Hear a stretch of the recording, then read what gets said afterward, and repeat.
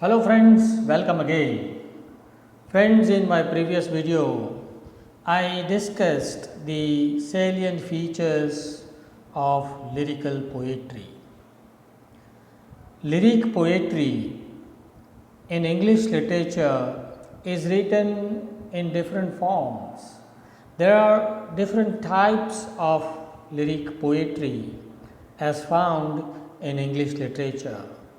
We have lyrics like sonnet, like ballad, like elegy, like ode, and so on.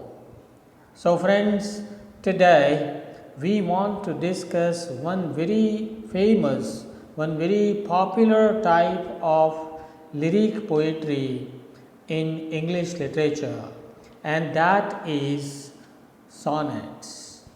Yes, friends, today we will discuss the definition of sonnet and the types of sonnet as found in English literature.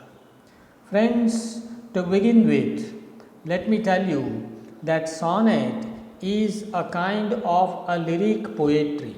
Okay?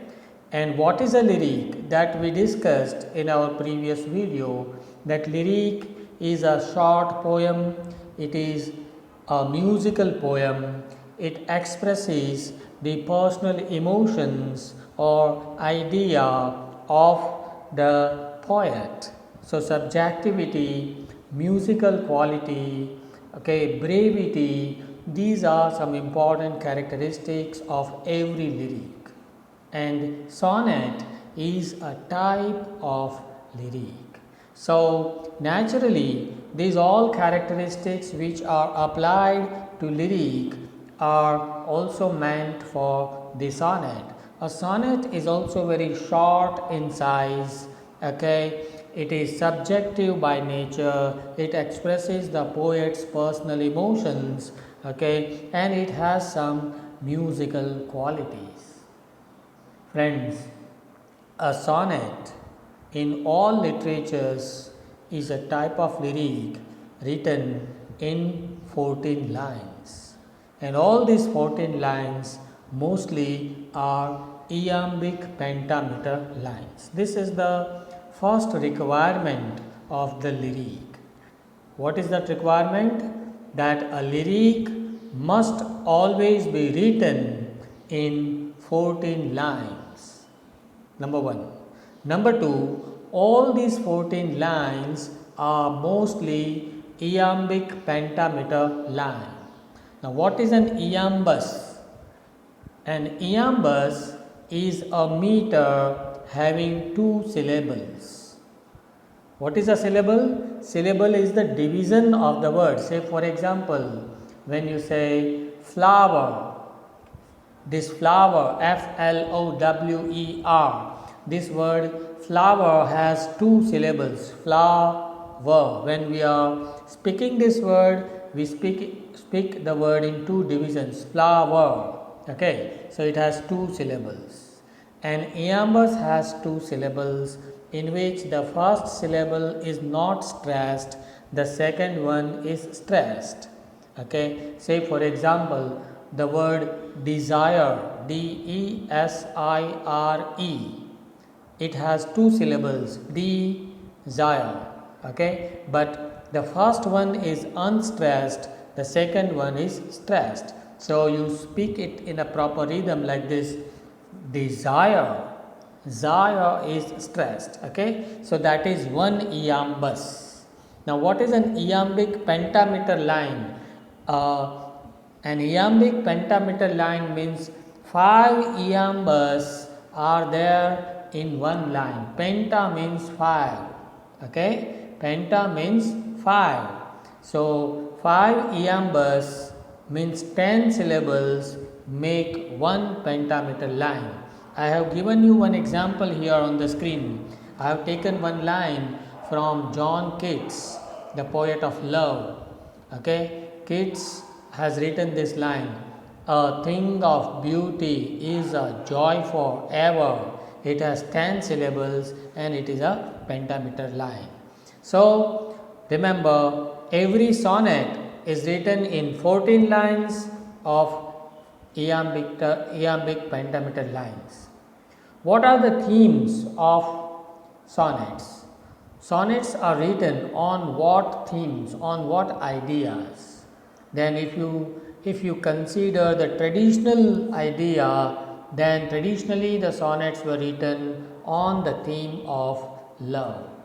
But with the passage of time, some experiments were done by some later poets who started writing sonnets not only on the theme of love, but the theme of politics, the theme of nature, the theme of beauty of the nature, sometimes the theme of religion, sometimes the theme of God, sometimes spirituality. All such topics, all such themes now became the object of sonnets later on in English literature. Friends, as such, in English literature there are about 8 different types of sonnets. But we are not going to discuss all 8 types of sonnets. We are going to discuss only major 3 kinds of sonnets found in 3 or 4 kinds of sonnets which are very popular among the readers in English literature. And the first one is the Petrarchan Sonnet. Petrarchan Sonnet gets its name from Petrarch. It is known as Petrarchan Sonnet. Why? Because it was first popularized by an Italian poet named Francesco Petrarch in 1300s. Okay. In 14th century in Italy there was a poet whose name was Petrarch, and he was writing such sonnets of 14 lines, and that's why the sonnets, all the sonnets written in that style of Petrarch are known as Petrarchan Sonnets. These Petrarchan Sonnets are written again in 14 lines, but these 14 lines are divided into two stanzas. The first stanza is made up of 8 lines, which is known as an octave. O-C-T-A-V-E. Octave. The first stanza contains 8 lines known as octave, and the second stanza contains 6 lines which is named as sestet. S-E-S-T-E-T. So remember Petrarch wrote sonnets in Italy, okay, and those sonnets were divided into 2 stanzas, 8 plus 6, an octave and a sestet. The rhyming scheme of all Petrarchan sonnets is A-B-B-A. A-B-B-A means the first 8 lines have the rhyming scheme A-B-B-A, A-B-B-A, and the last 6 lines have the rhyming scheme C-D, C-D, C-D. Or there is another style of Petrarchan sonnets, that is rhyming scheme of the first stanza, octave remains the same A-B-B-A, A-B-B-A, but the rhyming scheme of the last stanza, second stanza, sestet changes here C-D-E, C-D-E. Okay, so this is the rhyming scheme of a Petrarchan sonnet. These Petrarchan sonnets are commonly written in iambic pentameter lines, and they are divided into 2 sections, okay, octave and sestet. Thematically, this division of octave and sestet, they have a very important role to play, because the first stanza introduces some question from the poet's mind, and the second stanza proposes the resolution or the solution to the question which is presented in the first stanza. So it is a kind of a question and answer kind of thing, right? In the first stanza octave, the poet presents one question or some problem. Okay, in the second stanza, the poet himself finds out a solution to the problem presented in the first stanza. Okay, Friends, let's have a look at one of the Petrarchan sonnets written by Petrarch himself. This is sonnet number 307. Now, as you can see on the screen, this sonnet is written in 14 lines, and if you examine the rhyming scheme of this sonnet, then you find that the rhyming scheme is A B B A B B A, C D C D C D. Okay, how do you find out this rhyming scheme? If you examine the last word of each line, then you find out it rhymes with what other words. Like say in the first line, the last word is fly. This word fly rhymes with the last word of the fourth line, die. So fly and die, they are similar. In the same manner, last word of the second line and the last word of the third line, they are again similar. Sing and hasning. Sing and ning, both are rhyming with each other. Okay, so this is how you find out the rhyming scheme. Okay, so this is Petrarchan sonnet. Let's move on to discuss another type of sonnet which is again very popular in English literature, and that is known as Shakespearean sonnet. This Shakespearean sonnet is also known as English sonnet or Elizabethan sonnet. Okay, these Shakespearean sonnets they are not divided into two stanzas just like Petrarch. Here the whole 14 lines are written in 3 quatrains and 1 couplet. Okay, 3 quatrains. 1 quatrain means 4 lines, a stanza of 4 lines, 3 quatrains and 1 couplet.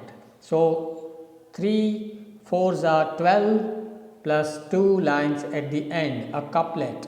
So that means 14. Okay, the rhyming scheme of the Shakespearean sonnet is A B A B, C D C D, E F E F and G G. William Shakespeare popularized these kind of sonnets.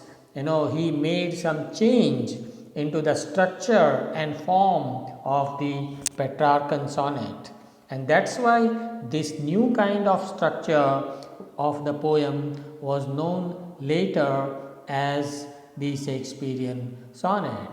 Here also the poet poses some questions in the beginning of the poem and till the third stanza of the poem. In the first 3 stanzas, the poet presents and discusses a problem, a question, and in the last couplet, the poet himself gets the solution to the problem. Here you can have a look at one of Shakespeare's sonnet, sonnet number 18. Again, it is written in 14 lines, and if you examine the last word of each line, you find out the rhyming scheme. The rhyming scheme of this stanza is A B A B, C D C D, E F E F and G G. Okay, the last word of the first line, day, rhymes with May, and in the same manner the word temperature rhymes with date. Okay, so you can say there is a rhyming scheme A B A B, C D C D, E F E F and G G. This is called a Shakespearean sonnet. The third kind of sonnet, which is again very popular in English literature, again this is also written during Elizabethan age, and it was popularized by a great poet, the poet's poet, Edmund Spenser. Edmund Spenser popularized this kind of sonnet, and that's why it is known as a Spenserian stanza, a Spenserian sonnet. Okay, these sonnets use the same structure of Shakespearean sonnets, so there is not much difference in the structure. Structure remains the same, 3 quatrains and a couplet. Quatrain means 4 lines. Okay, 3 times 4 lines and 1 time a couplet. But Spenser has made a change in the rhyming scheme of his sonnets. The rhyming scheme of the Spenserian sonnet is A B A B, B C B C, C D C D, and E E. This is slightly different from Shakespearean sonnet. You can see this example of a sonnet number 26 written by Edmund Spenser. Okay, I have taken this sonnet from Amoreti Songs, which is a collection of poems written by Edmund Spenser. You can examine the rhyming scheme A B A B, B C B C, C D C D, and E E. Okay. So let's move on to discuss another fourth kind of sonnet again found in English literature, and that is popularized by John Milton, the only epic poet of English literature during 17th century. During 17th century, John Milton started writing these kinds of sonnets. That's why they were known as Miltonic Sonnets.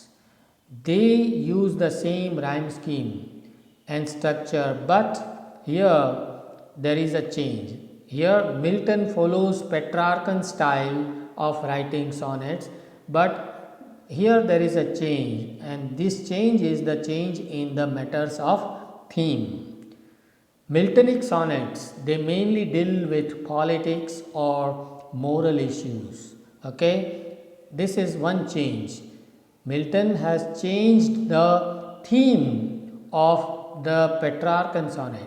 Petrarchan sonnets were written on the idea of love, but John Milton started writing sonnets on the theme of politics, on the theme of God, spirituality, and all. Okay, one change. Another change that Milton brought about in his sonnets is the use of enjambment. Enjambment makes it different. What is an enjambment? Enjambment is the continuation of a sentence without a pause beyond the end of the line.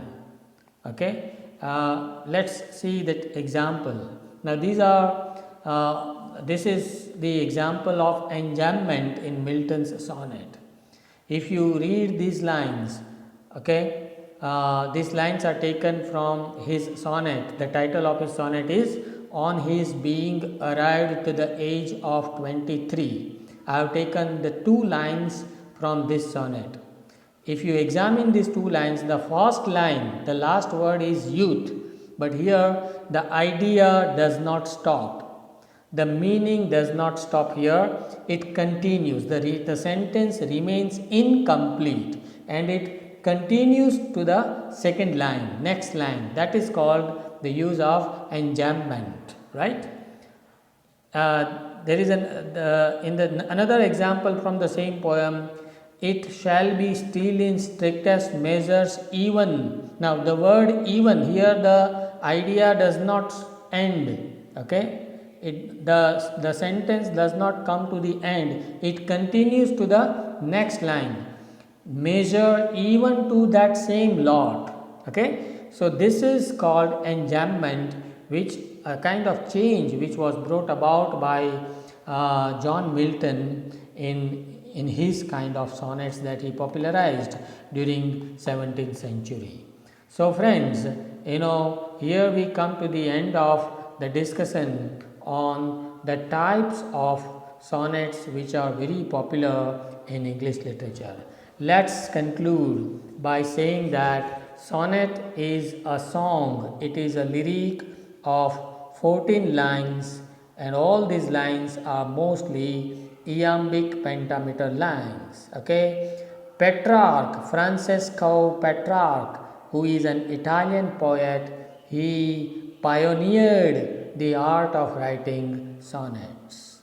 In English literature, we have great masters of sonnets like William Shakespeare and Edmund Spenser during the 16th century and John Milton during the 17th century. Friends, here we end up this discussion. If you have any doubts or questions or queries, do write to me in the comment section of this channel. If you really liked this video, please like, share and subscribe to this channel. Friends, stay home, stay safe. Goodbye. Have a nice day.